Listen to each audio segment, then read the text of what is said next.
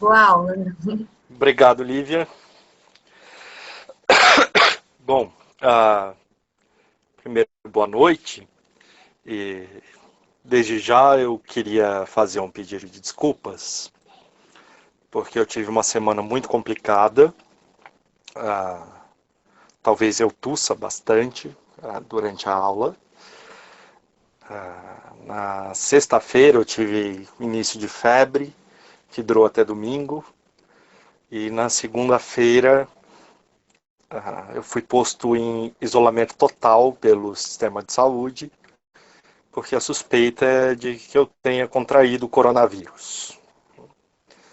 Eu estou bem, a febre já passou, mas a tosse é persistente.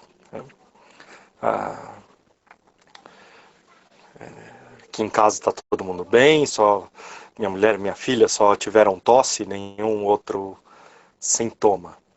E também por causa disso eu atrasei o envio da pasta do curso com os textos e tinha deixado as coisas meio caóticas e consegui organizar só hoje. Bem, algumas pessoas têm nos acompanhado já desde outros módulos. Eu vou falar um pouco sobre como o curso funciona. O curso Obras Abertas, obrigado pelas energias positivas de todo mundo. O curso Obras Abertas foi idealizado há alguns anos pelo Marcelo Tapia, o diretor da Poiesis, como um curso introdutório a questões literárias e que tenha como questão central uma abordagem sincrônica do sistema literário. Bem, isso obviamente está intimamente ligado com certas teorias do Humberto Eco, dos irmãos Campos, com a própria produção do Marcelo, que é um poeta experimental bastante importante. O professor anterior era o Flávio Vassoler, que é colaborador do Caderno Aliás, do Caderno Aliás do Estadão. E o Flávio assumiu no ano passado a cadeira de literatura brasileira lá na UEM, em Maringá, e me convidou para substituí-lo. Então, eu estou neste curso desde abril do ano passado, há um ano, portanto. Nós já estudamos o romance, o conto, a poesia e hermetismo, e o último módulo foi literatura e outras artes, que a gente teve que meio que remendar ou diminuir o número de aulas por conta da crise sanitária, mas terminamos o curso já de modo online. E a Lívia deu a ideia de que a gente fizesse este novo módulo totalmente online. E eu propus o curso sobre os desajustados na literatura, por alguns motivos que eu gostaria de esclarecer. O primeiro deles é porque todos nos vemos nesse momento um tanto desajustados, sem norte, sem sabermos o que fazer. E a literatura pode ser o nosso veneno remédio, o nosso expurgo, o nosso exorcismo, no sentido que o Kafka dava isso, sermos exorcizados, mas por 1000 demônios. O outro motivo para ter proposto esse curso é bastante pessoal. O meu avô materno era esquizofrênico, morou na minha casa com os meus pais e meu irmão durante quase um ano na minha adolescência, e foi uma experiência bastante marcante, com todas as idiosincrasias da esquizofrenia. E, bem, eu desde lá tenho tentado entender o que significa essa doença, mesmo que tenha sido tomado durante um período pelo medo de manifestá-la. Foi um medo que se deu entre o fim da adolescência e o começo da vida adulta, porque a doença se manifesta neste período, clinicamente. Bom, não se manifestou até agora, mas essa experiência pessoal marcou a minha vida e me levou a questões intelectuais voltadas para a literatura a respeito do tema. O curso não é só sobre doenças mentais, mas sobre um desajuste de maneira geral, e inclui os suicidas. Daí outro problema de foro íntimo. Há um ano, cerca de um mês antes de assumir esse curso, eu mesmo tive uma experiência de tentativa de suicídio. Superada a duras penas, também pelo trabalho e também pela literatura. E neste último ano, li quase que obsessivamente autores que flertaram ou conseguiram, de fato, alcançar o suicídio. A Marina, não sei se está por aqui já, a Marina Rima. A Marina é uma colega, poeta, que há um tempo postou no Facebook a imagem de um poema do Augusto de Campos, o Reviver, Rever, Reviver. E aí, no começo desse ano, eu resolvi fazer essa tatuagem. É um palíndromo que dá para ler de trás para frente, de frente para trás, e no centro há um ideograma que significa água. Esse fluxo contínuo da existência. Bom, é um testemunho pessoal de pouco interesse para o curso, mas que explica, pelo menos em parte, de onde o curso surge, de um interesse intelectual, mas também da experiência. E nós veremos durante esse curso que as duas coisas são correlatas. A experiência dos sujeitos na vida moderna se transforma ou se coaduna à experiência intelectual. Eu selecionei 6 autores,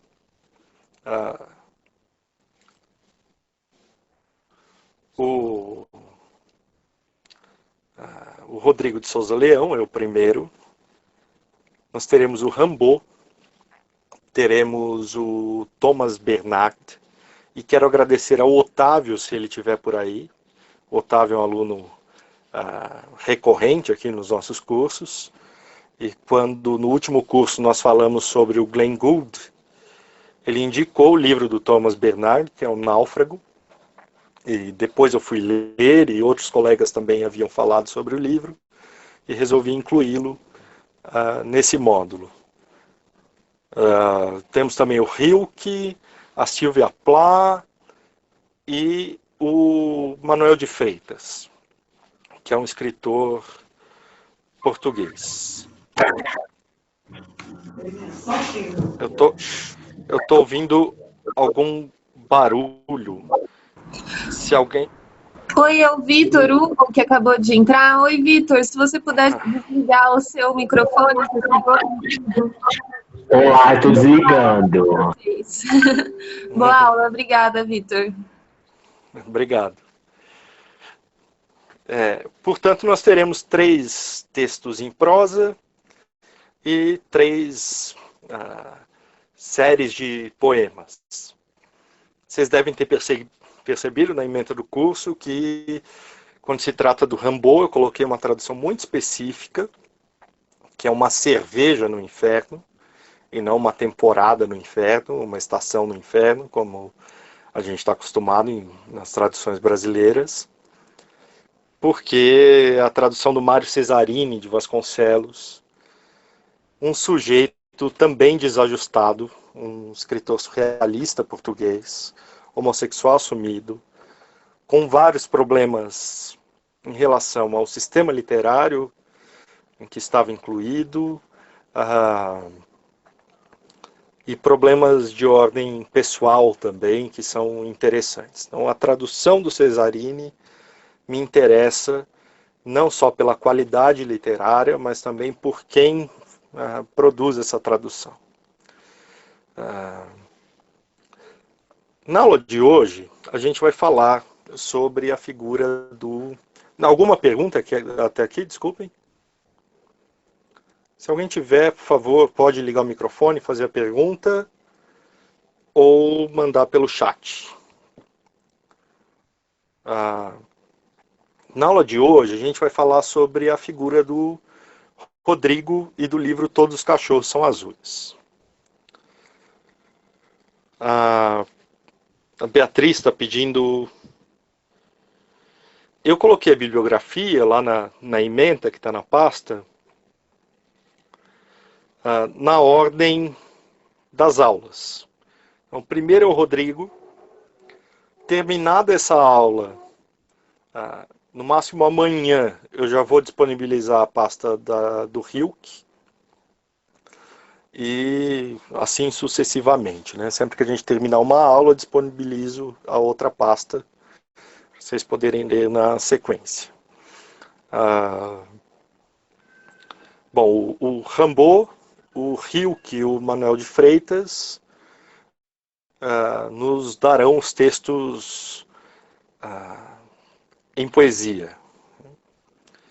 E o Rodrigo, o Thomas Bernard e a Silvia Plath, os textos em prosa. Vocês percebam que os outros também são poetas, né? Esses dos textos em prosa também são poetas, mas os textos que nos interessarão no curso são estes em prosa. Embora eu vá mostrar aqui alguns poemas do Rodrigo. Não sei se eu respondi a pergunta da Beatriz e do Alberto.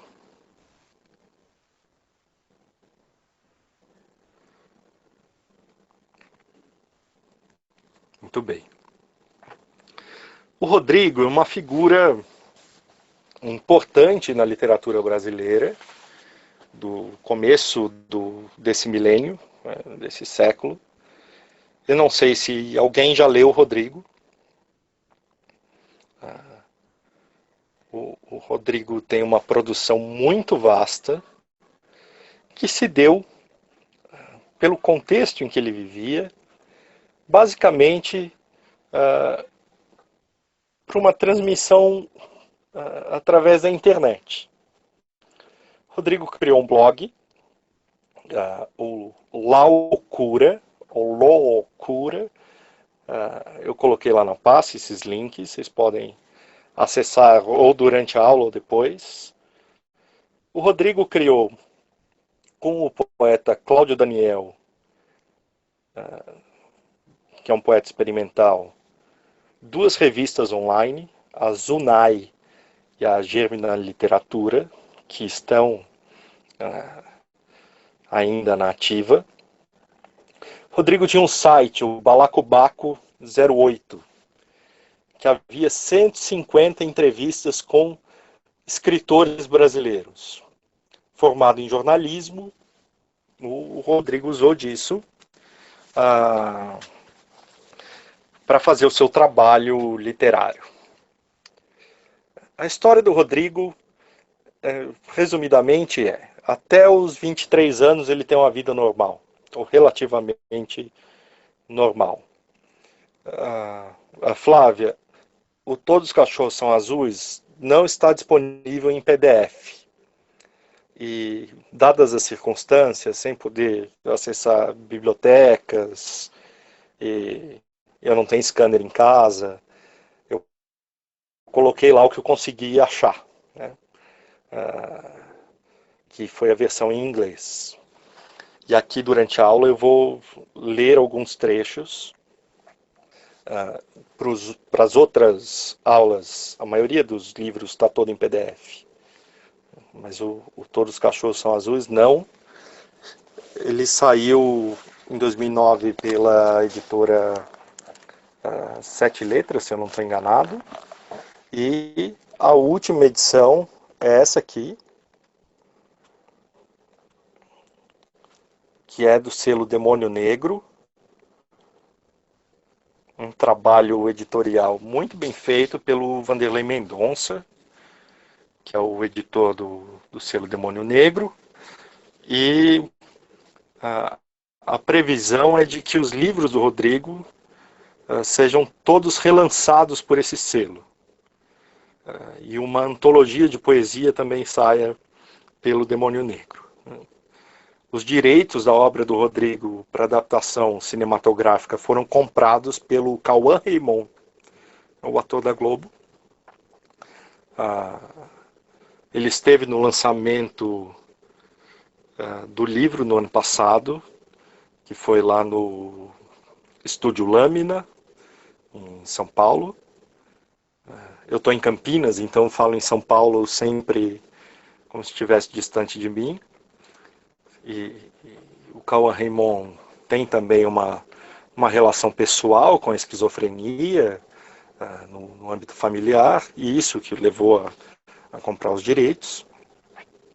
Então há toda uma movimentação em torno da obra do Rodrigo, no ano passado principalmente, porque se completaram 10 anos da morte dele.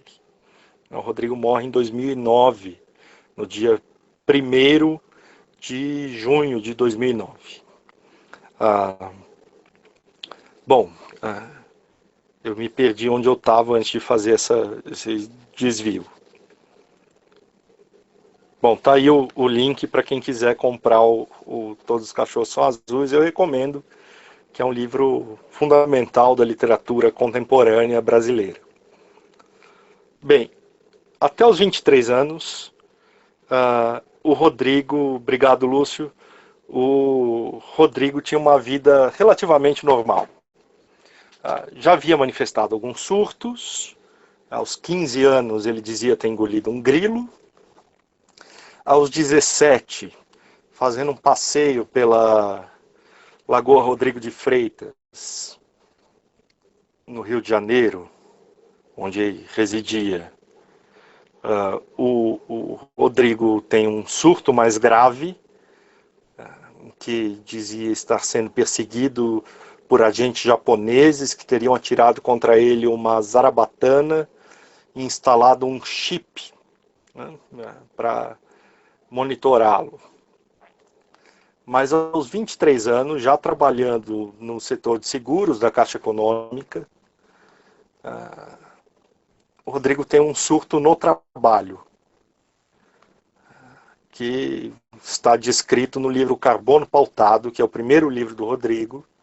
Foi publicado muito depois, mas é o primeiro livro que ele escreve sobre a doença. E aí se dá a primeira internação. E ele fica quase 20 anos vivendo no quarto com a família, o irmão Bruno, a irmã Maria Dulce.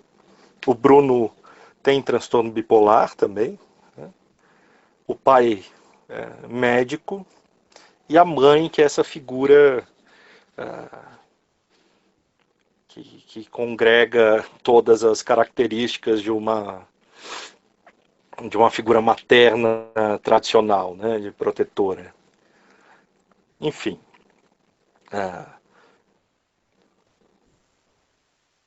Na estante virtual está bem caro, mas a gente pode mandar depois uma mensagem para o Vanderlei Mendonça, e se a demanda for grande, acho que ele terá interesse em reeditar ou reimprimir essa edição do ano passado.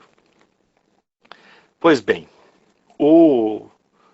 a vida literária do Rodrigo se dá depois dessa primeira internação. É quando volta para casa que o Rodrigo, trancado no quarto, terá uma imersão em literatura. O Rodrigo é uma das poucas pessoas de que eu tenho notícia que se aventurou a ler os 7 volumes do Em Busca do Tempo Perdido do Proust, fazendo anotações,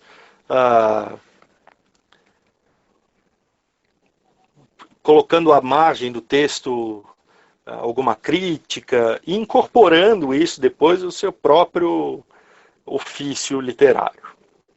O Rodolfo está falando do Corpo Santo. O Corpo Santo é um dramaturgo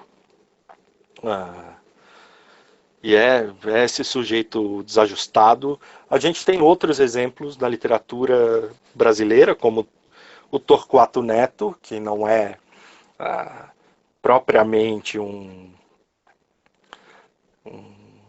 caso de internação psiquiátrica. Embora tenha sido internado. A Ângela falou do Lima Barreto. Leiam O Cemitério dos Vivos, do Lima Barreto. Estela do Patrocínio, Maria Cansado, aliás, Maura Cansado, isso, Claudimar. E eu queria ler, para a gente começar, então, 2 desses outros desajustados da literatura em língua portuguesa. Um deles é propriamente o Torquato Neto. Eu estou aqui com essa edição, Torquato Essencial, mas tem aquela obra completa em 2 volumes, que vocês podem consultar também. Depois eu coloco lá na pasta, está no 2º volume esse texto, que é o Diário da Internação do Torquato, que é em 1970. Em 9 de outubro, ele escreve o seguinte: aqui dentro, e é óbvio, os piores dias são os sábados e os domingos. Eu não sei como acreditar mais em tudo isso. Hoje é sábado, amanhã é domingo, depois é segunda, etc. Aqui dentro é mais fácil, mas a volta ao lar, ao útero, ao encontro com Deus, esta pode ser a tentação do demônio. Mas não é não. Deus está solto, e foi Caetano quem gritou primeiro. Posso reconhecê-lo em seus disfarces, e vou ao seu encontro como exatamente sei que vou morrer. Lá fora, os piores dias são todos, principalmente quando me custam 24 horas de medo, de solidão e monólogos. Por isso é difícil participar da contagem regressiva e esperar por domingo, segunda, terça, etc.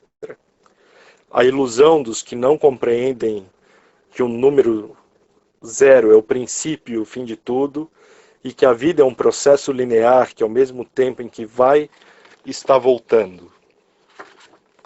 Então, é um relato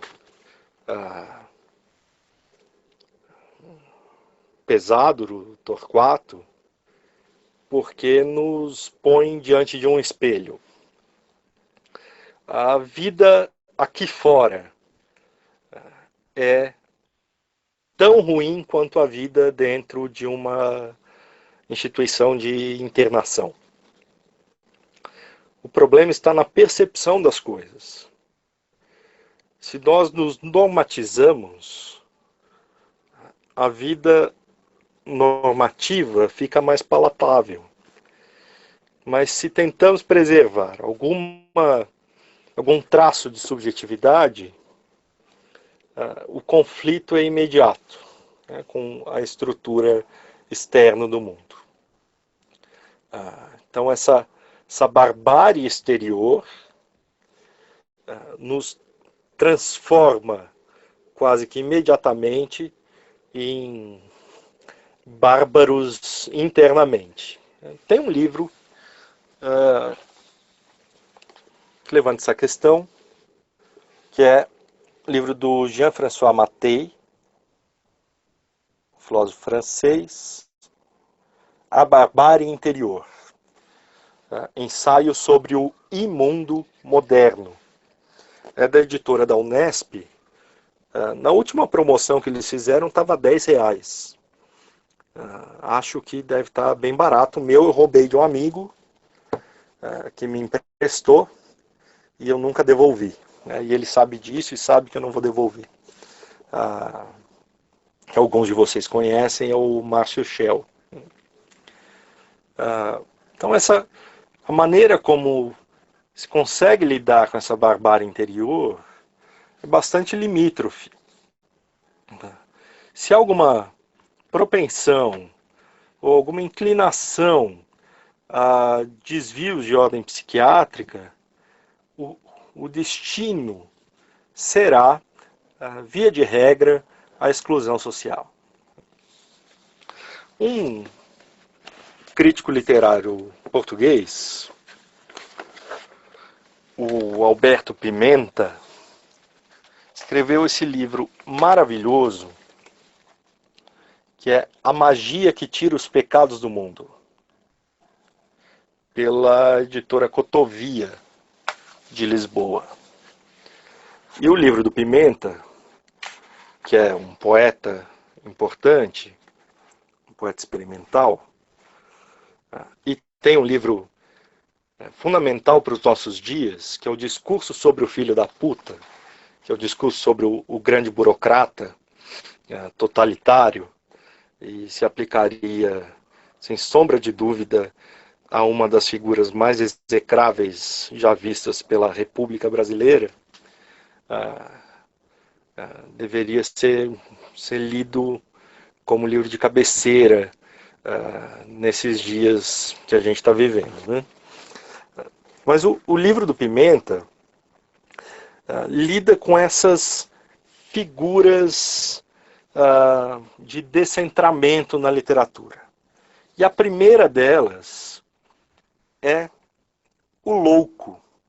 O Pimenta vai numerando essas figuras e o louco recebe justamente o número 0, esse número evocado pelo Torquato também. E vejamos o que diz o Alberto Pimenta. O louco, aliás, é o capítulo de abertura do livro. Como a lâmina de um canivete que corta o ar, o louco não tem número, não tem nada, nem a si mesmo tem. É apenas. Esse ser sem predicação é o zero de ser. Se fosse senhor de si, seriam dois num, o que controla e o que é controlado. Esquizofrenia da razão, ou seja, razão que expulsa paixões. Platão ensinou a fábula, uma parelha de corcéis desiguais, dos quais um é obediente e bom, o outro rebelde e mau. O bom representa o intelecto, a norma, o logos, e o mal são os instintos, as paixões, o mito.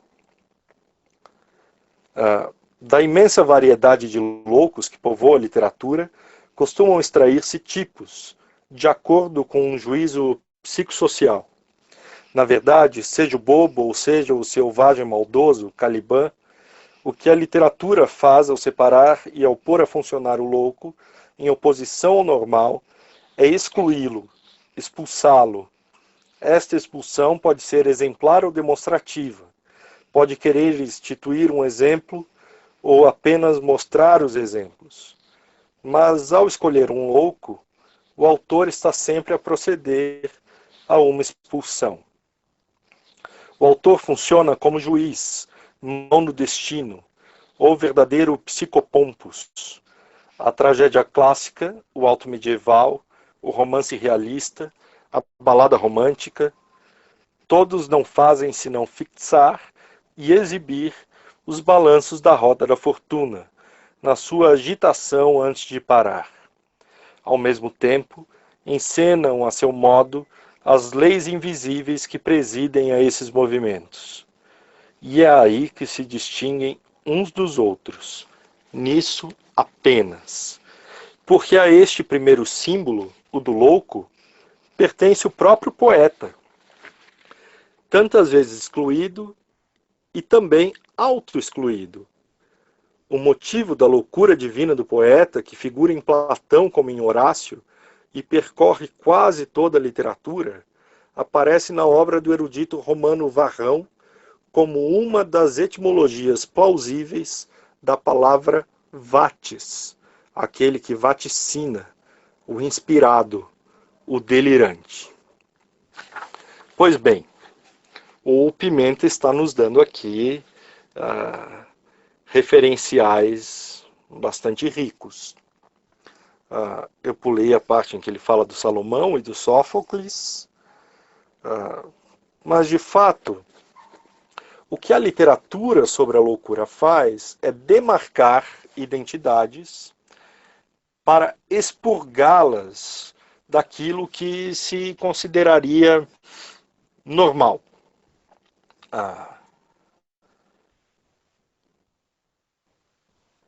Eu não sabia disso do tarô.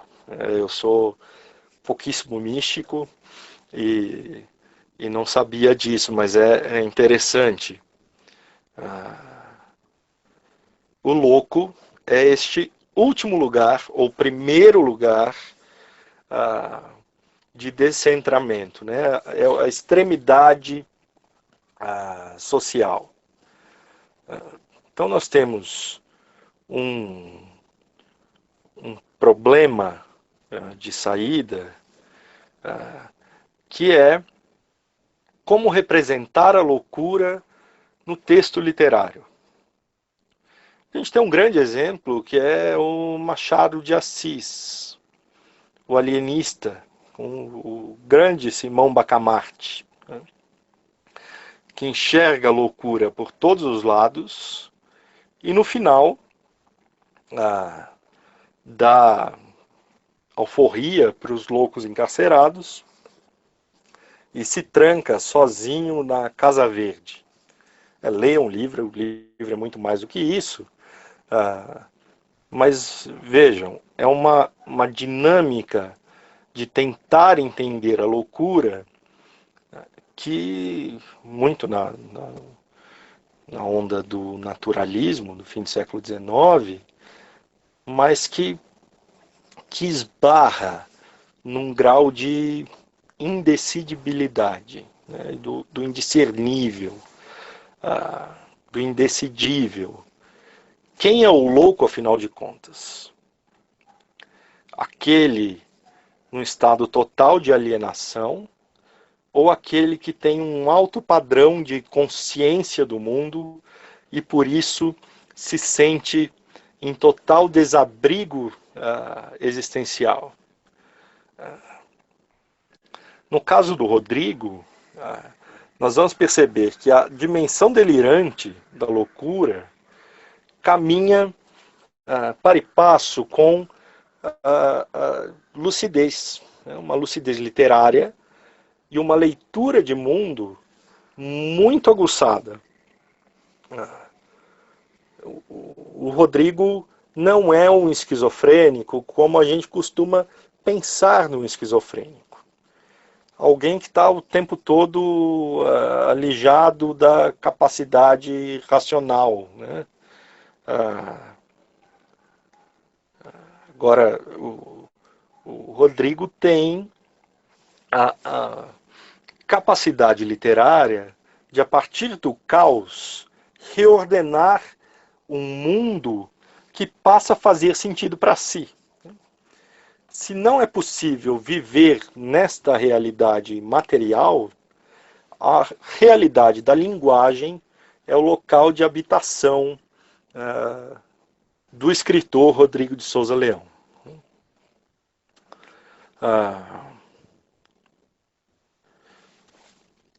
Eu agradeço muito as contribuições de vocês. Se quiserem ligar o microfone e falar um pouco sobre isso, a gente está aqui com esse objetivo mesmo.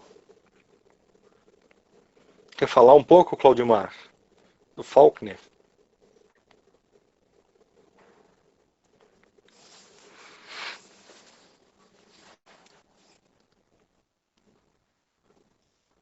Não?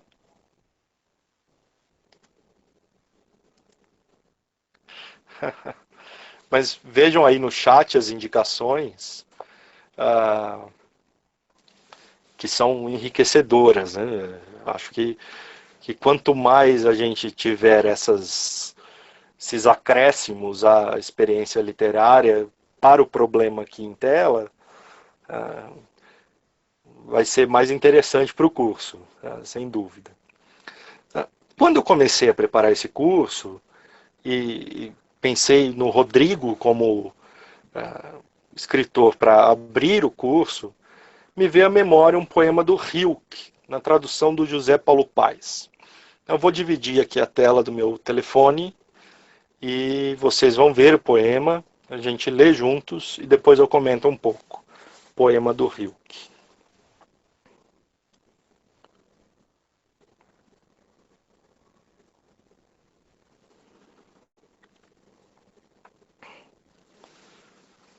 O poema é A Pantera.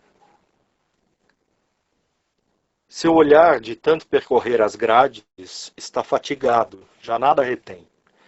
É como se existisse uma infinidade de grades e mundo nenhum mais além.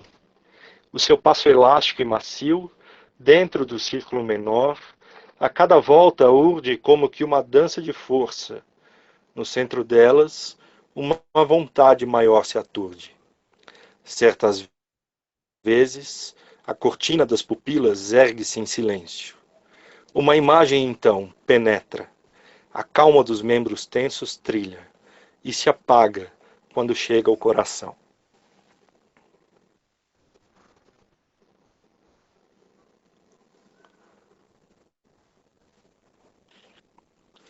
Então, eis aqui o poeta diante do mundo como a pantera. O poeta Rilke, mas metonimicamente todo poeta. Todo aquele que tem na linguagem o seu ofício.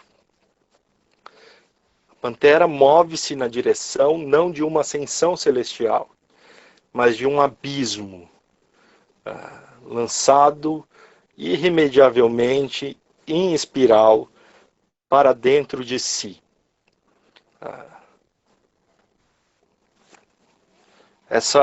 Esse movimento circular da pantera, que é concêntrico, é um movimento circular que vai se fechando dentro da pantera até chegar ao coração, né, do lugar exterior até adentrar as entranhas do animal.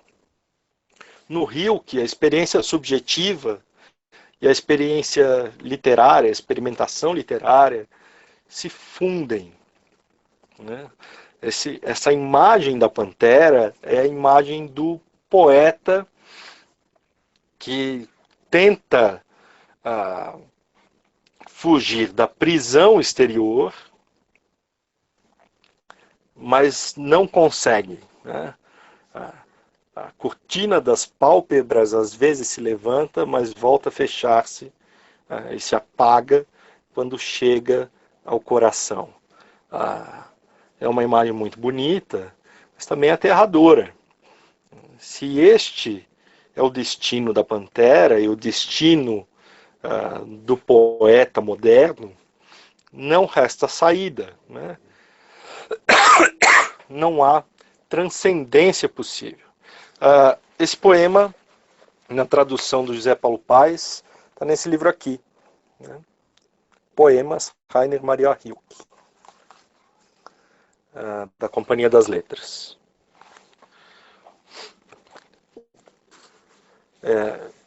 O Adorno reflete um pouco sobre essa experiência de linguagem. O Theodor Adorno, da Escola de Frankfurt, não tanto sobre o Rilke, acho que ele não tinha o Rilke em mente, mas nos ajuda a esclarecer um pouco isso. Né?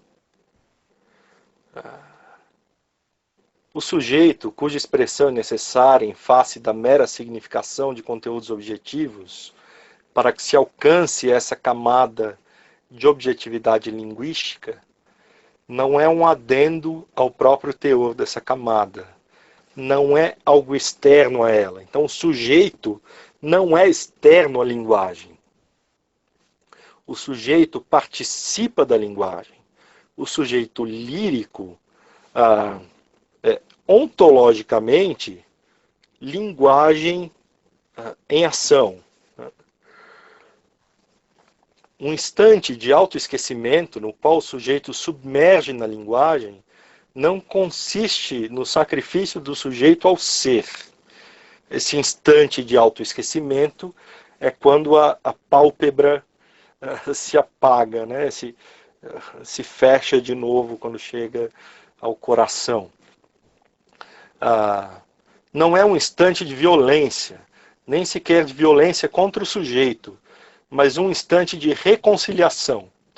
A linguagem fala por si mesma apenas quando deixa de falar como algo alheio e se torna a própria voz do sujeito.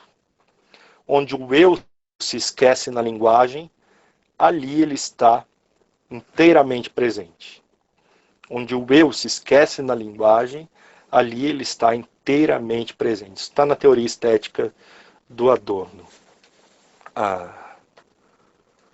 Já vejam, se não é um elemento de cisão, mas um elemento de reconciliação, a linguagem, no nosso caso a linguagem escrita, é o que pode dar a este sujeito descentrado, um sujeito em desabrigo no mundo, algum resquício ou uma reconstituição da voz. Se para o Rodrigo era impossível viver nesse mundo exterior, do qual ele sentia medo, um medo muito grande e paralisante, é na linguagem, no exercício da linguagem, que o Rodrigo vai submergir para aí constituir uma identidade. O Rodrigo de Souza Leão que nós conhecemos é o Rodrigo quase que exclusivamente literário. Né? É alguém que não nos interessa tanto do ponto de vista social, né, com quem ele viveu, os lugares aonde ele poderia ter ido, mas por aquilo que ele fez enquanto linguagem. O Rodrigo tinha uma relação...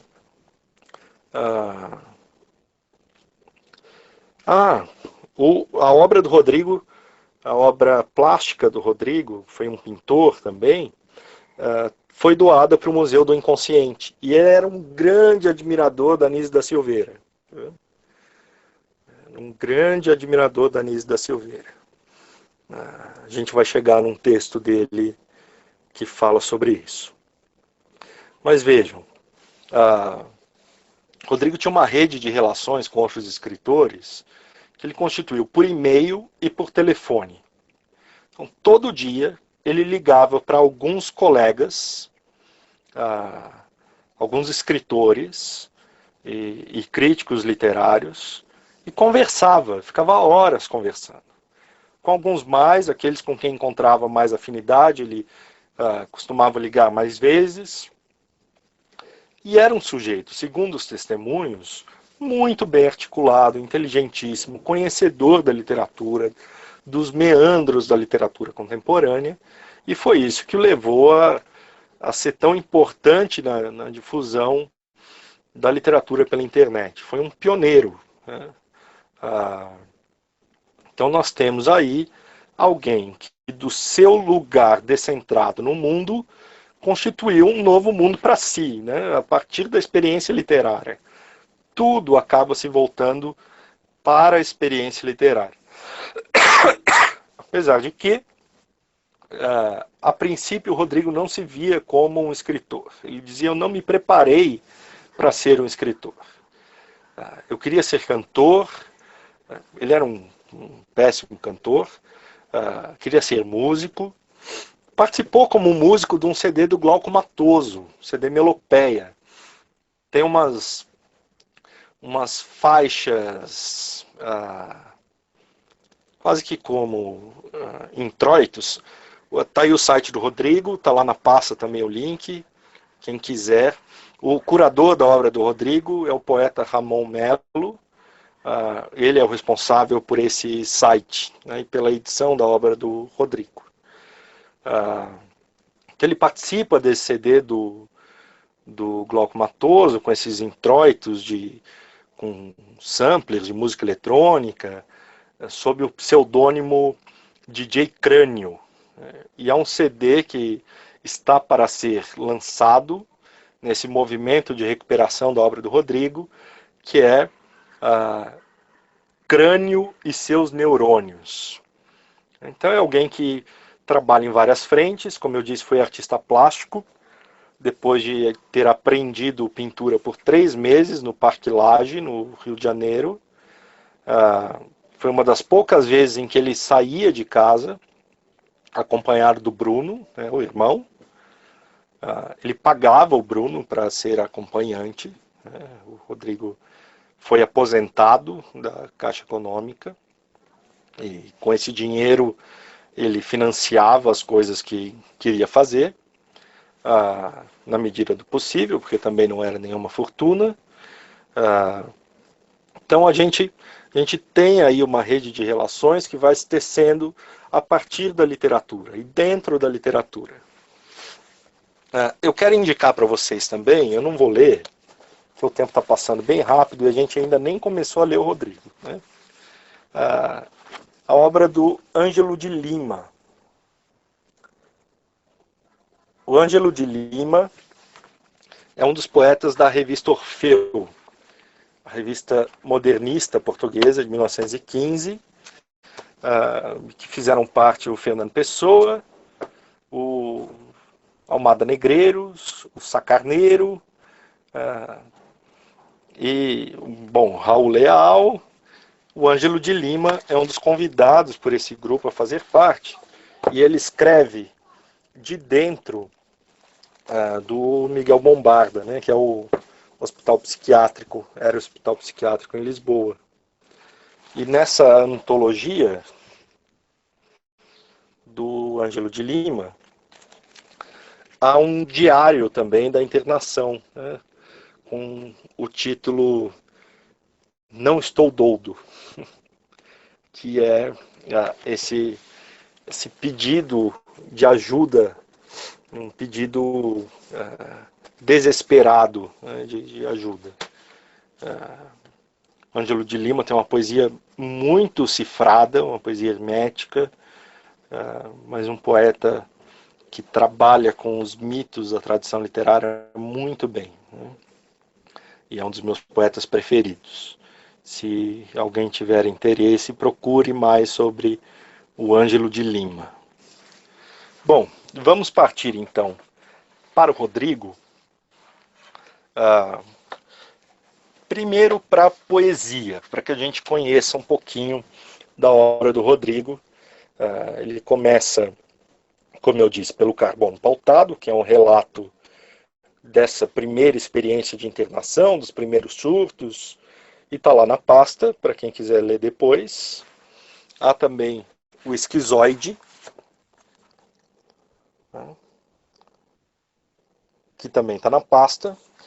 Mas os 2 principais livros do Rodrigo, do ponto de vista narrativo, do ponto de vista literário, da qualidade literária, são Todos os Cachorros São Azuis e o livro que eu não consegui para essa aula, que é Me Roubaram os Dias Contados. Mas há pelo menos 2 textos, lá nos textos de crítica, que falam sobre o Me Roubaram os Dias Contados. E no documentário que eu indiquei também na pasta, tem um relato do Leonardo Gandolfi, que é quase um resumo do livro, né? Leonardo Gandolfi, professor de literatura no Rio de Janeiro, e grande amigo do Rodrigo. Ele dedica Todos os Cachorros São Azuis ao Leonardo Gandolfo, né, o primeiro dos 4 nomes que constam na dedicatória de Todos os Cachorros São Azuis. Então eu vou dividir a tela de novo para a gente acompanhar aqui a poesia do Rodrigo. Se tiver muito chato do jeito que está, vocês me avisem. Sim, o Gandolfo também é poeta, né? E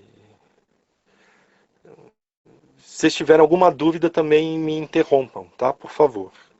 Que a gente vai moldando o curso de acordo com a dinâmica que for apresentada aqui. Então vamos lá acompanhar a poesia do Rodrigo. Eu vou usar uma seleção de textos do Ronaldo Bressani. O Ronaldo escreveu bastante sobre o Rodrigo e escreveu, logo depois da morte do Rodrigo, um texto intitulado Sossega Leão, que está lá no site do Rodrigo, e a gente vai ver a seleção de poemas que ele fez.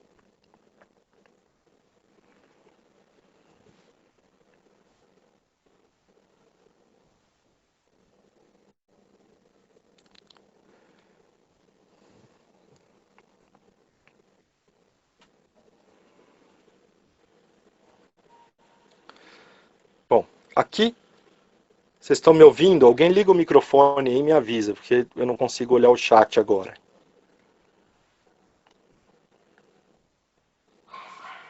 Obrigado, Carlos. Aqui é uma tela do Rodrigo, o retrato do Gregor Samsa, que é o personagem do Kafka, né, da Metamorfose.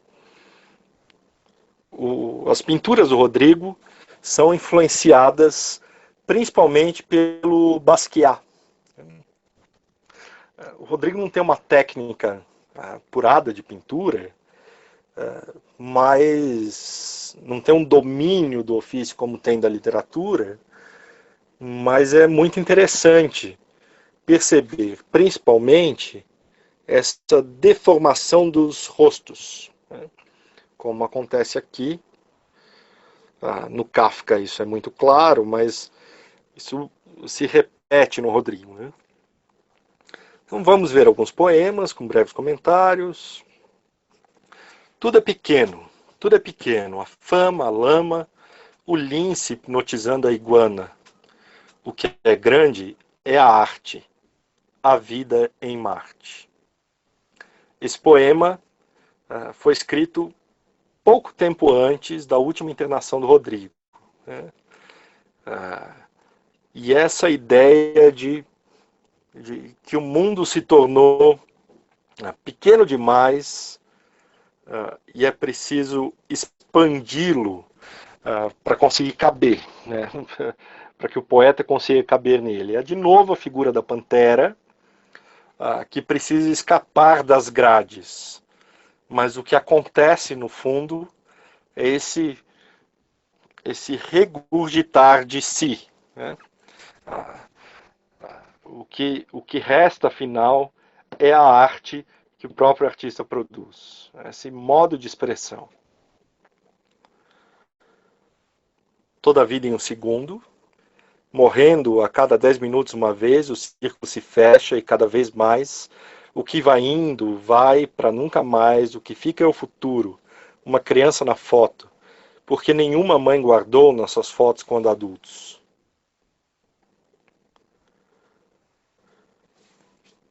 Eu não saio para ver a vida, eu vivo ávido de vida.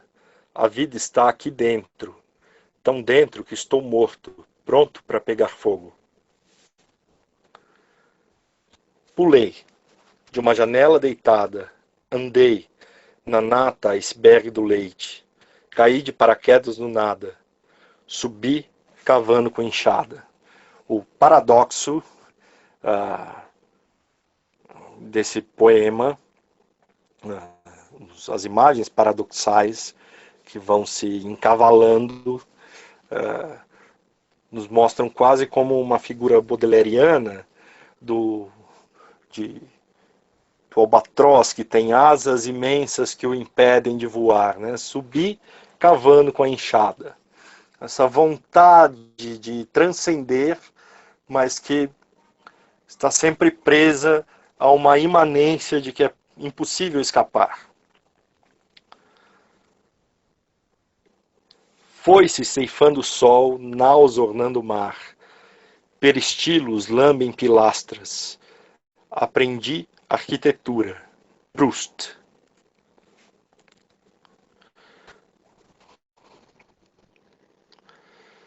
Esse poema é muito bom. E aqui a gente entra de novo no mundo mental do Rodrigo, né? Química cerebral. Bom dia, Lexotan. Bom dia, Prozac. Bom dia, diazepam. Bom dia, coquetel. Bom dia, Amplictil. Bom dia, Fenergan. Bom dia, Sossega Leão. Bom dia, Eletrochoque. Bom dia, Piportil. Bom dia, Lorax. Bom dia, Lítio. Bom dia, Haldol.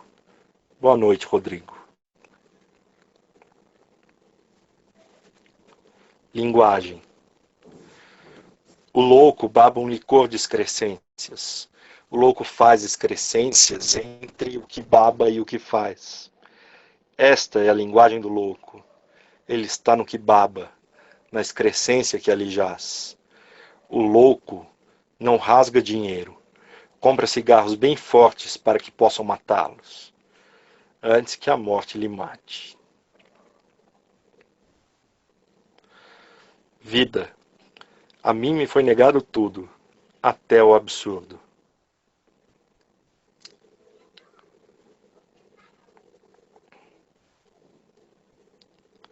E aqui vamos chegando ao final. Mobiliando o silêncio com aquários vazios, vê-se inexistente uma cor na pele. O que se vê é um pássaro com sede, de puleiro em puleiro, fazendo voar a gaiola. Percebam que a imagem que eu tentei evocar aqui do rio, que é bastante pertinente para a poesia do Rodrigo, né? Essa sensação de que uma liberdade possível só se dará de fora para dentro. E mesmo assim, a consciência de que é inescapável esse lugar no mundo. Né? Vamos então, depois dessa longa introdução, adentrar aqui no Todos os Cachorros São Azuis. Quem já leu a obra do Rodrigo já tinha tido contato com Todos os Cachorros, seja pela adaptação teatral,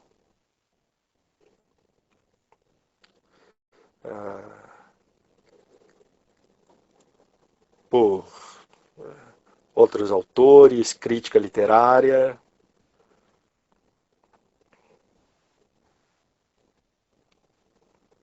Sim, não? Talvez.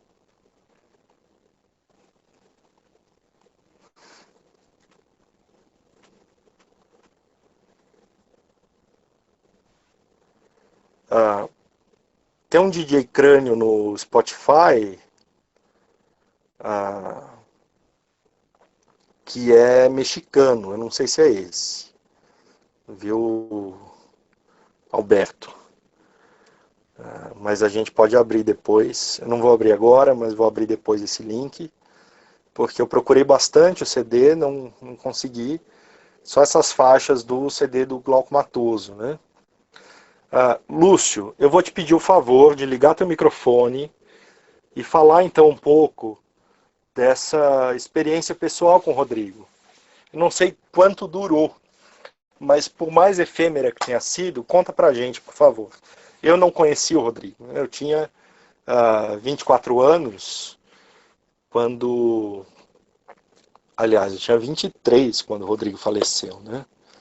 e estava começando a minha vida acadêmica e literária. E não conhecia nem a obra do Rodrigo na época. Então conta pra gente, por favor, Lúcio.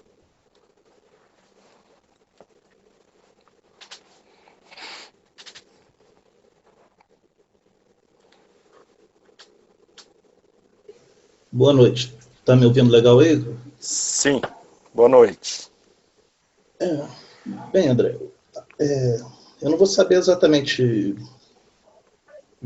citar a data, porque eu sou péssimo com isso.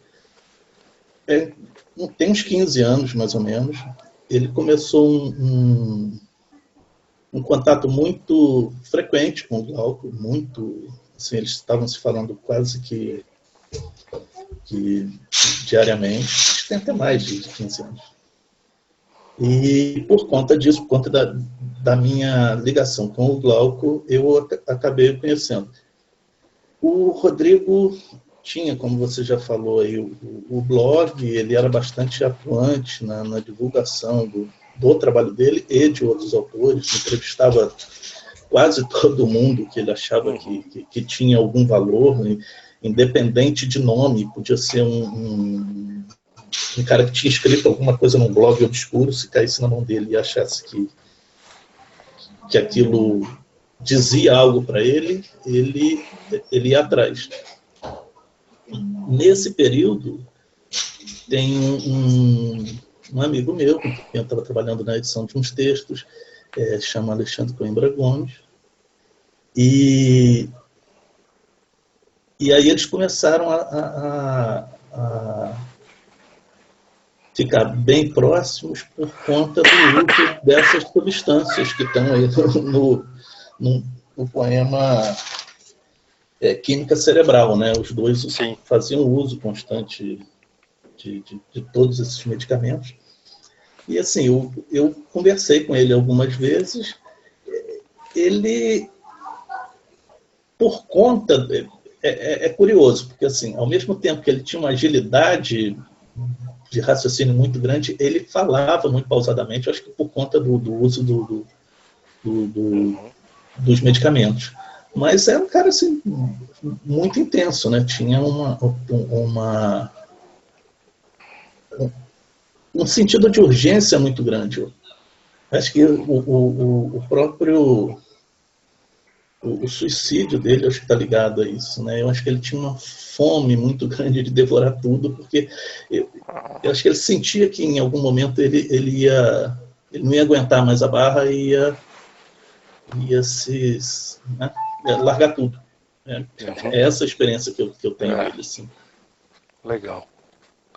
Obrigado, Lúcio. Muito legal. O Rodrigo dizia que esperava viver no máximo até os 50 anos. Mais do que isso seria muito sofrimento. Ele achava que para alguém na condição dele, até os 50 anos já estava de bom tamanho, né? Então essa urgência, acredito que foi se exacerbando, porque ele falece com 44 anos, né? Ele é de 65 e falece em 2009. Eu tenho essa impressão também de que a velocidade de raciocínio tem uma construção muito mais vagarosa na fala do Rodrigo, né? Que é muito provavelmente por conta da medicação, e ele se ressentia de ter sido um galã até ter perdido a vida normal e depois ter deixado de ser bonito, né? Começou a usar roupas feias, deixou de se cuidar tanto, e no lançamento do Todos os Cachorros São Azuis, já dá para ver que o Rodrigo está sem alguns dentes, né? Em 2008. Então, Por favor, Kênia, você envia e depois eu coloco na pasta para todo mundo.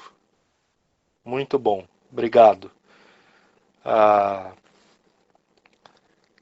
Então a gente tem aí um sujeito marcante para quem quer que seja que tenha encontrado com ele em vida ou depois através da literatura. Eu vou deixar aqui meu e-mail para todo mundo, tá?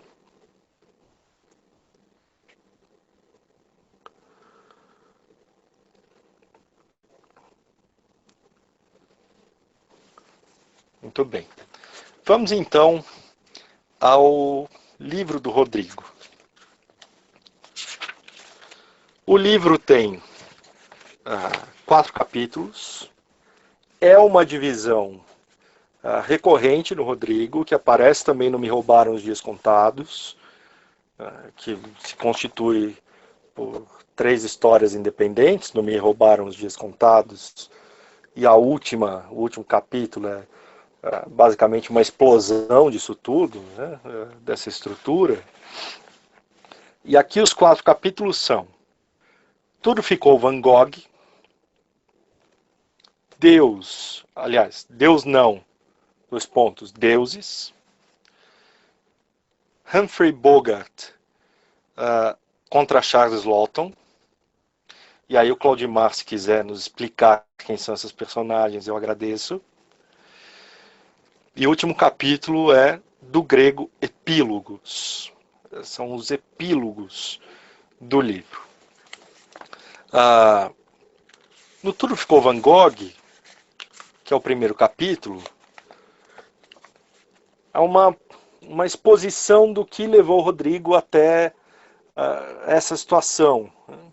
No Esquizoide isso também acontece. Começa dizendo, eu sou esquizofrênico.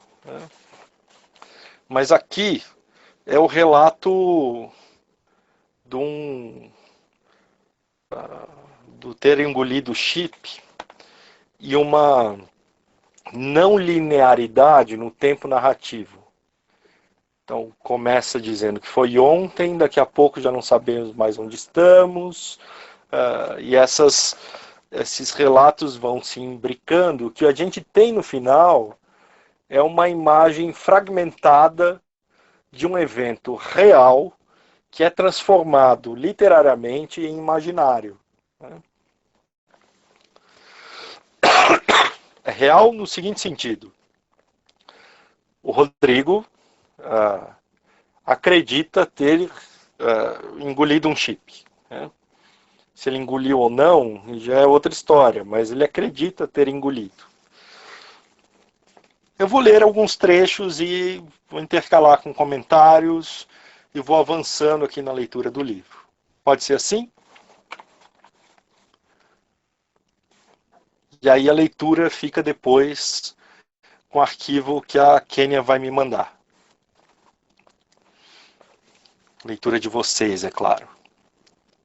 E assistam o documentário que está lá, está na plataforma Vimeo, que é o Tudo Vai Ficar da Cor que Você Quiser. É um documentário de 1 hora e 10 minutos sobre a obra do Rodrigo. É muito bom, muito bem feito. É uma obra de arte, que o documentário tem uma forma, né, uma estética que condiz com aquilo que o Rodrigo acreditava como arte. Né? Vamos lá. Engoli um chip ontem. Danei-me a falar sobre o sistema que me cerca. Havia um eletrodo em minha testa. Não sei se engoli o eletrodo também junto com o chip. Os cavalos estavam galopando, menos o cavalo marinho que nadava no aquário. Ele tem um problema mental. Será que tem alguma sequela? No fundo deste meu mundo, lá no quarto escurecido por doses de Litrizan, veio um psiquiatra e baionetou uma química na minha celha esquerda. Enquanto outro puxava a minha banha, esticando, para que não sentisse a injeção de Bezentacil. Benzeta, uma dor imensa na bunda, tudo girando ao meu redor e eu girando também. Tiro uma meleca e coloco na mesa do canto, bem longe da escuridão do quarto. A escuridão é asséptica. Só o pessoal de branco pode frequentar aquela linha impura. Seguram-me de novo. Recebo o beijo da minha mãe. Deve ser dia de visita. Acordo e com uma lasca de goiabada e como uma lasca de goiabada com sanduíche de atum que mamãe trouxe para mim. Escuto uma música tão alta que não entro nos meus pensamentos e estou fora. Agora a cocaína não vai chegar. A conexão foi interrompida.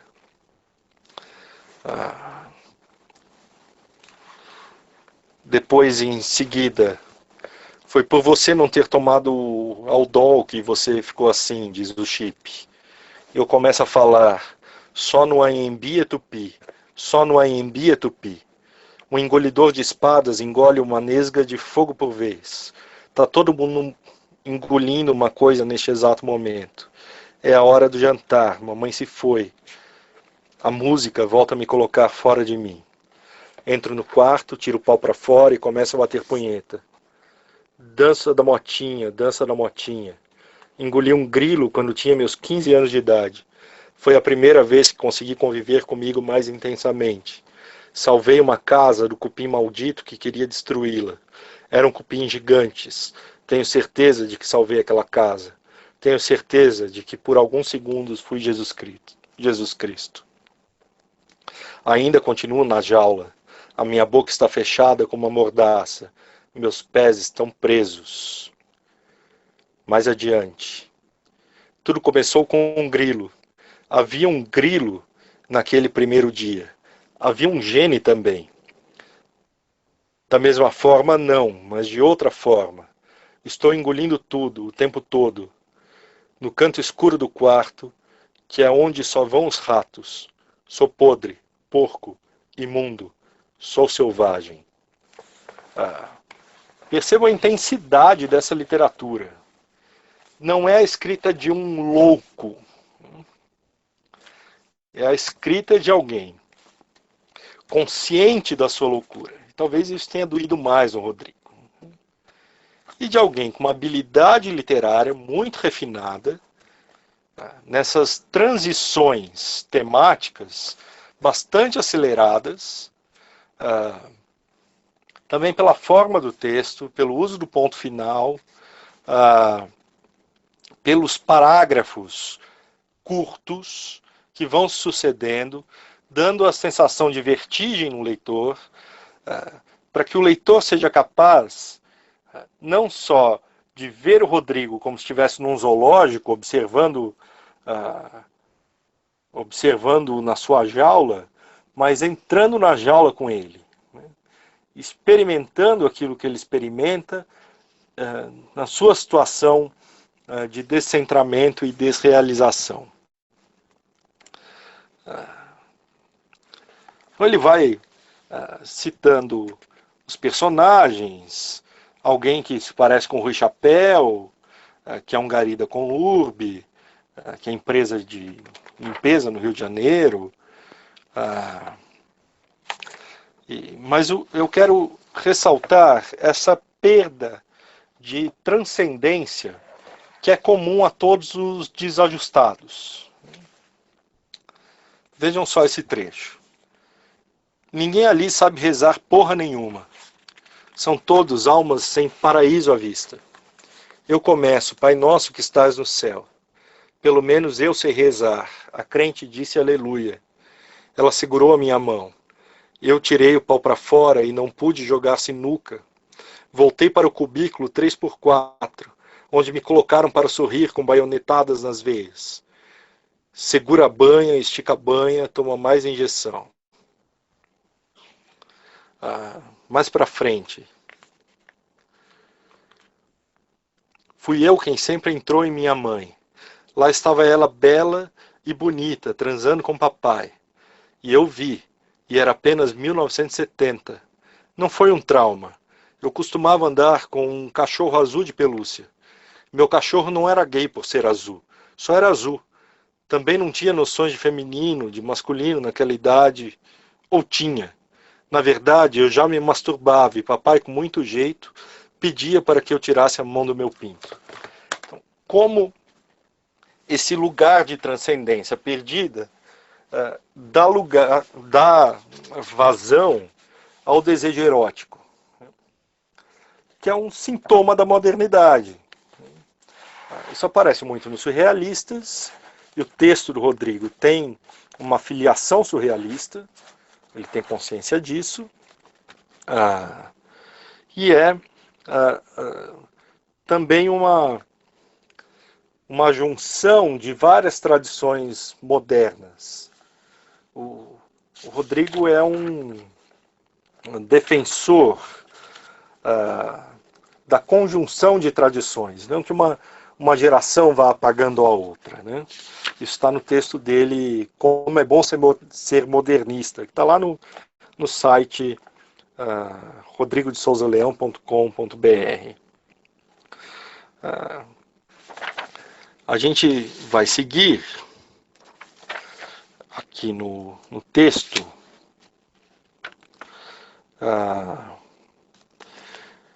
Vejamos aqui uma parte mais adiante, ainda nesse primeiro capítulo. Então, em 2001 ele estava muito bem ainda, né, Lúcio?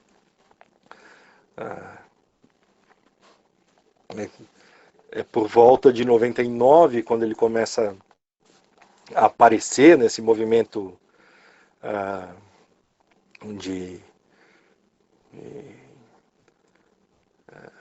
de procura de outros autores, de referências, e vai durar até 2009, muito intensamente.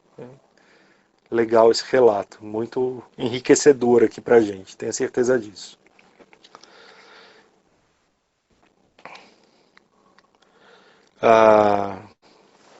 Então vejam só esse trecho ainda no primeiro capítulo. Hoje eu acordei querendo dizer coisas bonitas. Aproveitei um pouco de tempo que me deixaram livre do lado de fora e apanhei uma flor no jardim. Levei a flor para o quartinho. O enfermeiro encrencou com a flor. Deu-me outro esporro. Você virou viadinho? Que coisa horrorosa é esta? Gordo e viado. Eu só queria ver algo colorido aqui no fundo. Vou comunicar essa sua vontade a um psiquiatra e ele falará com você. Eu aqui sou só enfermeiro. Cuide de vocês, os enfermos. Meu cachorro azul não tinha nome. Nada que eu gosto tem nome. Tudo que é perigoso tem nome. O nome não é dado a alguém para diferenciá-lo, senão nenhum nome seria igual. O nome é dado para você se igualar ou ser diferenciado dos outros. Ele voa. Ele anda em aeronaves. Ele é o meu cachorro azul. Tem outra coisa boa em relação aos cachorros de pelo e osso. Ele não faz cocô nem xixi pela casa. Tudo que tenho é o meu cachorro azul. Há muito tempo que eu não brincava com ele, até quebrar tudo lá em casa. Tava um tempão sem olhar para o meu amigo, sem passar uma escova nele. E se em vez de cachorro fosse um elefante de verdade, meu bicho de estimação? Imagina a quantidade de merda que iria ficar no meu quarto. Ia dormir na merda, mas pelo menos teria uma ducha mais forte do que a lá de casa para tomar banho. Com a tromba, ele poderia me molhar todinho. O elefante domesticado incomoda muita gente. E se eu tivesse dois, seria um sonho. Eu ia incomodar meio mundo. Ia fumar uns baseados dentro do elefante e soltar pela tromba. Porque estes bichos todos sou eu, menos o cachorro azul. O cachorro azul é da cor do aldol. É meu amigo. Vejam, essa escrita não é bem circular, é mais um movimento de espiral, como o da Pantera, né, que vai se fechando até chegar na questão central. O aldol, esse mundo azul que pode nos enganar, não é o azul de um mundo feliz, mas é um azul do medicamento, né? É um azul da monotonia.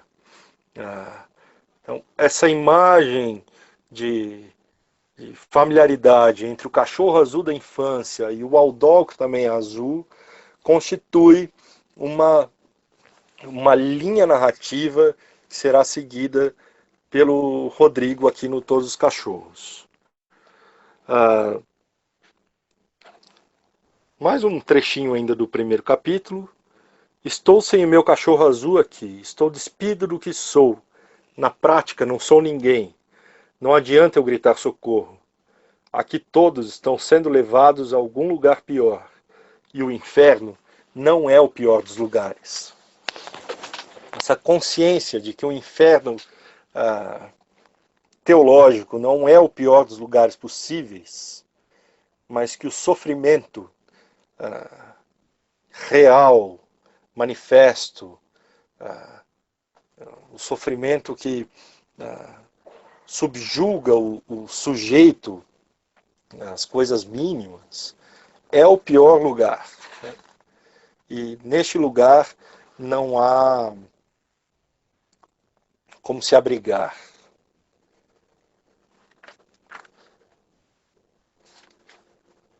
Então, o capítulo vai desse jeito, vai ganhando intensidade, e a repetição é muito importante. Há um quê de oralidade, de alguém que dá um testemunho e repete com intervalos.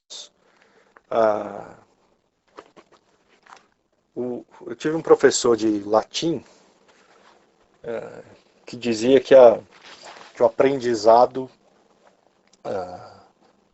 é a técnica de repetir com intervalos. Então, aprender o mundo, ou apreender o mundo, na escrita do Rodrigo, é essa repetição intervalada de certos temas.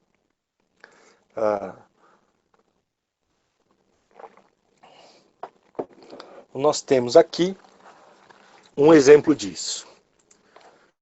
Um dia vinha minha mãe e no outro dia vinha meu pai. Parecia que eles tinham consciência pesada por ter me internado.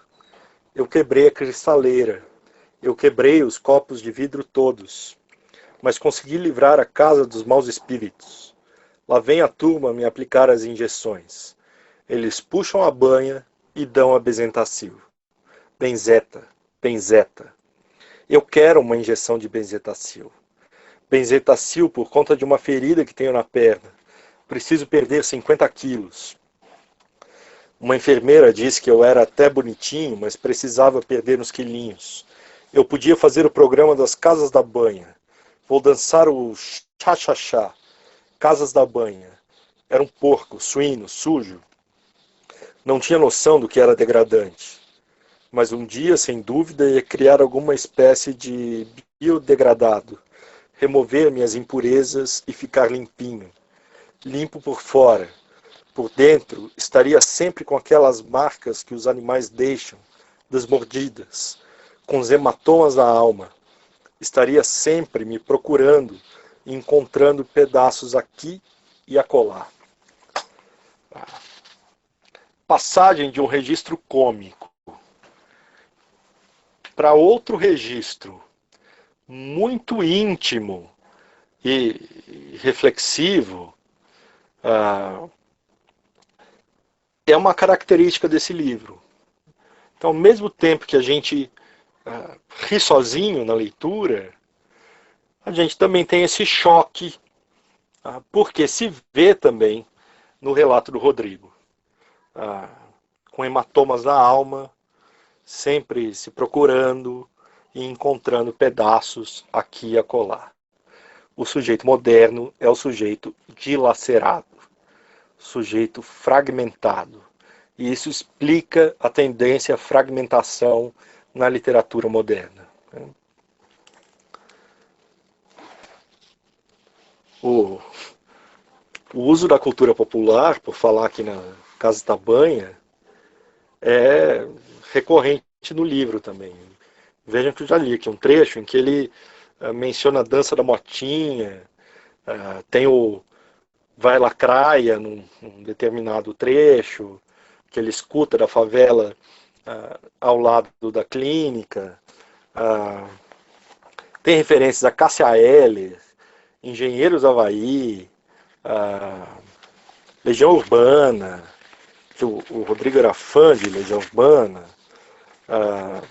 Roberto Carlos,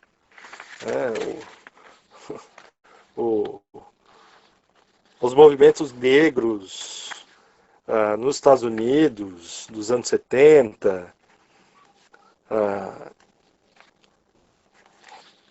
É uma mixórdia de referências.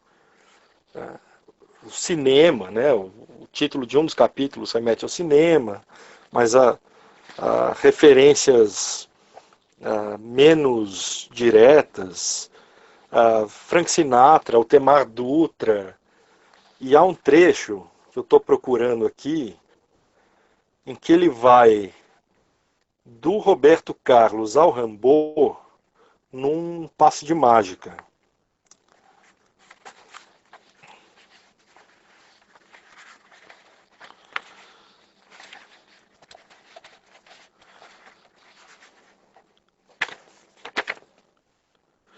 Aqui, muito bem.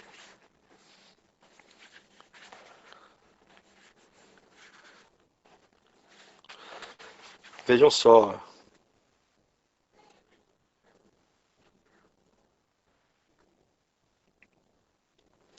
Sim, o cigarro, né? O poeta que vai fumando seus cigarros, o Mayakovsky. Há muitas referências literárias, e percebê-las depende do repertório do leitor. Mas caso esse repertório não esteja no leitor, isso não interfere na leitura. Pelo contrário, enriquece o leitor, né? Quando as referências são diretas e quando há essa ocultação, o leitor acaba ganhando insensibilidade, né? Então vejam aqui essa passagem de referências populares a referências extremamente eruditas. Meu amigo queria fazer um bacanal. Eu não era chegado nisso. Era um cara meio pudico. Talvez hoje em dia, depois de muitas orgias com Rimbaud e Baudelaire, eu pudesse fazer aquele bacanal com meu amigo. Mas tinha 20 anos, era moleque. Queria a puta só pra mim. Queria aquela puta com a mão de pluma. Entramos no carro. Quantos quartos tem na sua casinha? Sua mãe faz o quê? Fiquei de olho na camareira do motel também. Enquanto ia deslizando pelas mãos da puta menos bonita, no landau do meu amigo, entrei em paranoia pelo fato de a mão dela ser muito bruta. Comecei a achar que era um travesti. E a mão de pluma? Paranoia pura. Paranoia. Meu psiquiatra na época havia me dado um meleril. Não gostava da cor do remédio. Um marrom meio amendoado, marrom merda. Roberto Carlos vestia marrom. Vestiu azul e sua sorte então mudou. O que ele fez para perder seus toques? Eu tenho os meus toques. Não gosto do 3, prefiro o 4. Quando contei essa história do Roberto Carlos e dos números para o Rimbaud, ele me deu 2 dicas de leitura. Trilce e Quaderna. Um pro 3, outro pro 4. Porra, Rimbaud, tô na merda. Prefiro usar os números para cabala, não para poesia. Infelizmente, só me ensinou o que ele sabia, e ele não sabia muito. Foi então que me falou em voltar até a África, talvez para recuperar a sua perna. Esse rodeio é muito bom, porque ele cita o Roberto Carlos, e o Rimbaud fica manco, porque sofre uma ferida na abscínia, e ele faz essa brincadeira com a perna do Roberto Carlos, né, que é uma puta de uma sacanagem. E aqui no meio tem o Vestiu Azul e Sua Sorte Então Mudou, que é do Simonal, né? Então, é alguém que está ligado em tudo. É um para-raios que consegue transformar isso em texto, e um texto coerente. não é... Boa, Alberto. Não é um texto caótico no sentido de não ter emenda, né? De não fazer sentido. Não fazer sentido de maneira consciente, tudo bem ainda, né? Mas não é um texto delirante. É um texto consciente, estruturado, bem escrito, e que joga com essas referências do mundo exterior para dar um alívio cômico para uma situação muito dolorosa. No livro, o Rodrigo tem dois amigos imaginários que são o Rimbaud e o Baudelaire. O Rimbaud e o Baudelaire são as companhias do Rodrigo. Então, quem não quer ter Rimbaud e Baudelaire como amigos? Eu gostaria bastante. Mas o Rimbaud e o Baudelaire são os amigos que põem também o Rodrigo em enrascadas, que dão caminhos tortuosos, que incentivam a fazer o que não deve. E no fim do terceiro capítulo, com a remissão da doença, depois de algum tempo na clínica, há esse afastamento do Rimbaud e Baudelaire, né? Então a gente tem aqui uma referência também ao Vandré, vejam só. Andei, caminhando, cantando, Rimbaud ao meu lado. Ele sentia falta de Verlaine. Eu sentia falta da Marina. Marina é a sobrinha do Rodrigo, né? As faltas são cometidas quando o jogo aperta. Ele me deu uma rasteira. Rimbaud era mesmo um cara sacana. Eu não podia negar que ele era dos meus. E agora, o trecho final do terceiro capítulo, que eu vou ler na íntegra. São 2 páginas.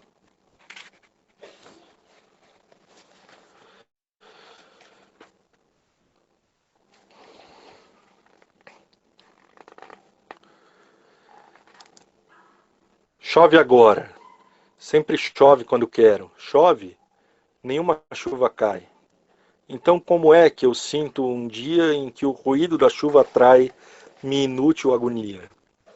Onde é que chove? Onde é que é triste? Ó céu claro! Eu faço chover. Tenho a força, mas sou frágil e delicado como qualquer um que tem o sentimento de vida. Não é todo mundo que sabe o que quer da vida. Quem sabe, vive a vida. Quem não sabe, tem o sentimento de vida. Sinto falta de Rimbaud. Parece que vou perder um amigo. Ele anda sumido. Baudelaire nunca foi de muito papo. Acho que ele pensa que realmente sou Charles Lawton, corcunda de Notre Dame. Nunca soube quando está por perto. Desculpem, os astros estão lá em cima, Baudelaire. Eles já se foram. Espero que, quando ocorrer o Big Bang, uma nave espacial cheia de terráqueos seja expelida no novo espaço sideral, levando ao menos um quadro de Van Gogh. Ele mascou sua orelha até o fim dos dias, comeu pão que o cujo amassou. Nasceu para ser selvagem e herói, do branco ao negro. Vamos ser verossímil. O que cada um inventa é uma fantasia de carnaval. A fantasia pode ser melhor ou pior. Em alguns casos, pode ser até nefasta. Pior do que ser louco é ser uma pessoa nefasta. Nefasto e louco, só o temível louco. Será que fui eu quem matou o temível? Quero ser promovido à alucinação de alguém. Por favor, voar de helicóptero. Vou ser piloto, pai. Por delicadeza, perdi a minha vida. Essa última frase é um verso do Rimbaud, que não está assinalado como um verso do Rimbaud. Vejam como ele diz que vai perder o Rimbaud e depois introjeta o Rimbaud no próprio discurso. É uma segunda personalidade do Rodrigo. No último capítulo, ele, como faz no Me Roubaram os Dias Contados, ele explora todos os limites da narrativa e passa a narrar uma alucinação, né? O tempo de remissão, quando ele volta para casa, é uma alucinação completa. Então, a gente acredita que o personagem está curado, e aqui há uma cisão entre o autor Rodrigo e esse personagem do livro, né, na autoficção. É um personagem que se torna líder de uma seita. Ao sair da clínica, ele se torna líder de uma seita e cria uma linguagem. Então, homens com crina de pássaro falavam um idioma que eu não entendia. Eu tinha uma teoria estranha, a de que cada animal da Terra tem um planeta onde sua inteligência é igual. Aliás, igual à humana. E eles sobrevivem como nós. Assim os besouros tinham a Besourolândia, os patos a Patolândia. Será que não estava sonhando com a Disneylândia? Havia uma liga que congregava todos os seres do universo. Cada um falava a sua língua. Kade Pukua Besur fez Biologic Todog. Acordei de súbito ouvindo o eco da palavra Todog. Anotei o código e colei na cortiça. O sonho se repetia, mas sempre com uma palavra nova. Sentia-me especial por estar recebendo aquelas mensagens. Mais adiante, apareceram 10 pessoas. Resolvemos fazer reuniões chamadas Todog. Ficamos encarregados de criar uma nova língua pela qual os seres se comunicariam entre si. Mais adiante, o meu inferno são vocês e esse idiota que é meu filho, Todog. Nós somos o inferno um do outro. Você está expulso de casa, vai viver em outro pardieiro, Todog. Absentem Klux, Todog. Então, essa palavra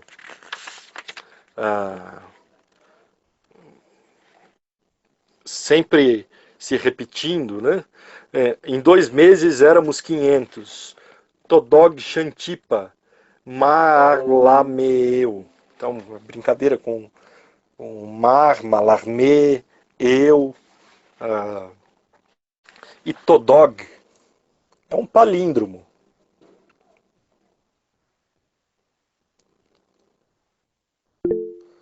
Todog.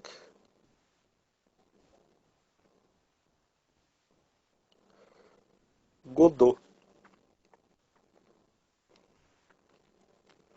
Embora o Rodrigo tenha dito numa entrevista que nunca leu Beckett,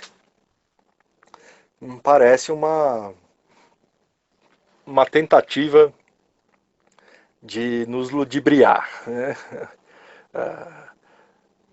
A palavra mágica Todog no último capítulo do livro tem essa dimensão da espera por uma revelação, por uma saída. Isso mesmo, Gustavo. Por esse sentimento de que era possível. Vladimir Estragon, né, que são os personagens do Esperando Godot. Por que a gente não vai embora? A gente já deveria ter ido, mas agora é tarde, né? A gente já está aqui.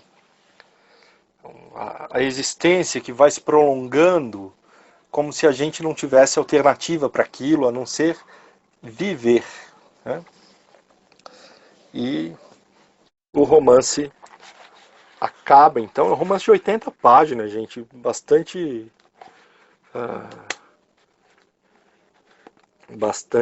curto, né, mas muito intenso.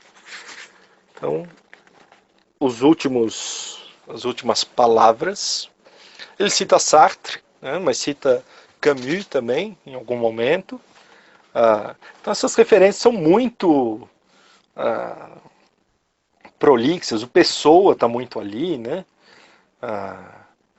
O Fernando Pessoa, ele inventa uma entrevista com o Fernando Pessoa, não no livro, mas nos sites de entrevistas, e vai articulando os textos dos heterônimos sobre a solidão. É uma coisa muito bonita, é esse estar no mundo desorientado, que faz parte também da vida do Pessoa e da arte do Pessoa, né? Então, o romance termina assim: onde estou, todos os cachorros não são azuis. Deram-me um terceiro óculos, terceiro olho, terceira orelha, um terceiro braço, terceira perna, uma terceira mão, tudo três. Depois mais 2 pênis, mais 2 narizes, mais um pé, mais 2 estômagos, minha terceira vida, um terço para rezar. Tive que me acostumar à nova vida e o pior, ainda não virei um monstro por isso. Ainda sou o garoto do cachorro azul, um azul enorme, refletido agora no olho do garoto que achou no lixo o meu cachorro azul. Temos uma relação de continuidade. Eu quero ver uma no céu.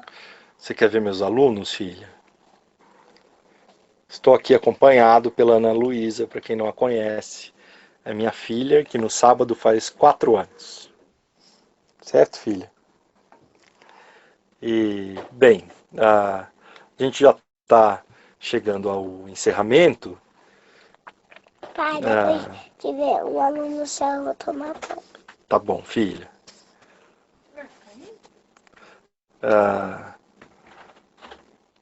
Nós temos aqui, então, uma relação de esperança perdida que tenta ser reconstruída pela alucinação, né? Essa alucinação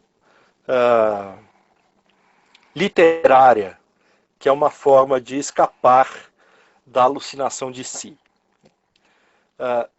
O Rodrigo, depois vejam lá no site dele, no item prosa, no menu à esquerda. Acho que eu consigo colocar aqui antes de a gente encerrar. Eu não sei em que eu cliquei que a minha imagem ficou desse jeito, mas aguentem um pouco aí. Apresentar tela. Aqui no site do Rodrigo, a gente tem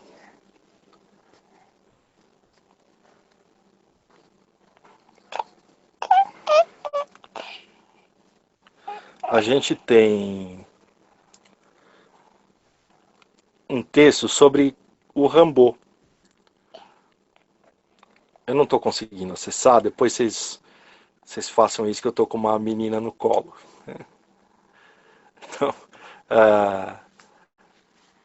como conheci Rimbaud?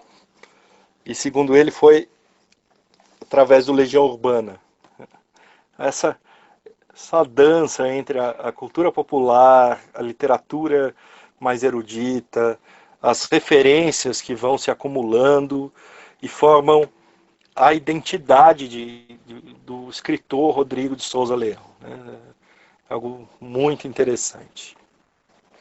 Para a próxima aula, nós vamos falar sobre o Rimbaud, né?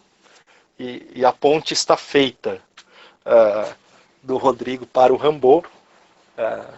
O Rimbaud, o escritor genial que abandona a literatura e se torna traficante de armas em África, e tendo escrito por um período curtíssimo de tempo, é ainda um dos mais geniais escritores da modernidade.